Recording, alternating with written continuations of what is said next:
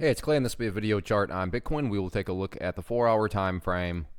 Real quick, what do I mean by 4-hour in case maybe you're new to charts? Instead of each one of these candlesticks here, as they're called, representing 1 day's worth of price action, which is what you would normally see, each one represents 4 hours. So this here may look like a couple of months worth of time. It's actually just the past couple of weeks broken down into 4-hour time slices.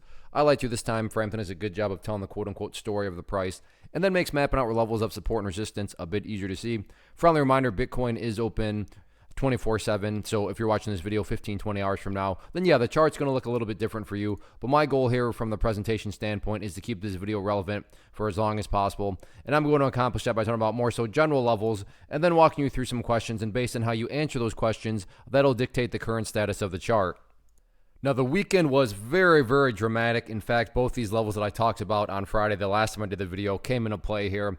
Price broke down through this 9,300 mark, which was a very, very important level as far as the sideways channel was concerned, and actually dropped all the way down here, not only to the next level of support, but continued on down. But, and this is where just the dramatic action comes into play, to give full credit where credit's due, after such a nasty, nasty move to the downside, I mean, the price recovered very nicely and back up the price went. So a situation where things were looking really bad, but the price has since recovered. But that now goes into the first couple of questions that you're going to want to ask yourself moving forward. So let's just say you are watching this video 15 hours from now. Question number one becomes, where's the price at relative to this 9,000 mark? Yeah, it would be great if the price is still up above the 9,300 area, which represents that green line right there. But in my opinion, at least, the more important area is definitely going to be whether or not the price can stay up above the 9,000 area, because that is more so the overarching level where to just give more perspective.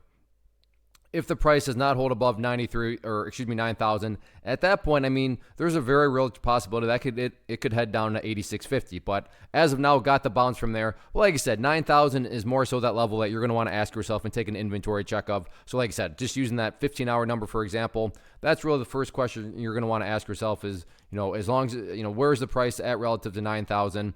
And as long as you're answering the question that the price is up above it, well, that implies that the chart is hanging in there. I'm not going to say that the chart looks good, but it's at least hanging in there. But better yet, if you can answer the question that the price is up above 9,300, at that point, that would be a fantastic sign of strength, because that would imply that at least the price has been able to maintain above this lower portion of the channel down here. But as far as levels of resistance, though, I'm not even going to talk about those, because in my opinion, at least, top priority by far right now is all about trying to maintain those levels of support. So let's see how things play out over the next 24 hours.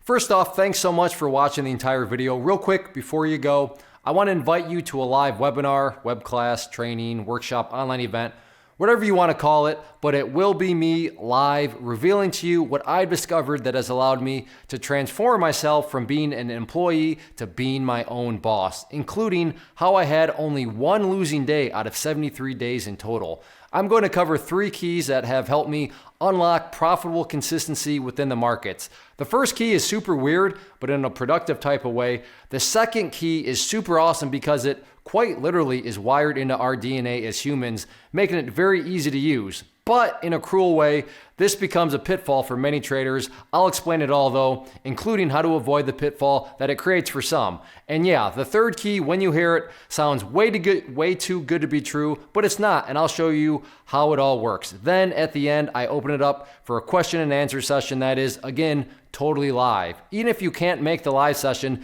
please still sign up, as it will be recorded, and you can go back and watch the replay that I will send you. Click the image on the screen or click the link down in the description box so you can get the date and time and claim your spot, which I should note is limited due to the fact that this truly is a live event. If you have any questions, let me know. If not, I'll be seeing you soon.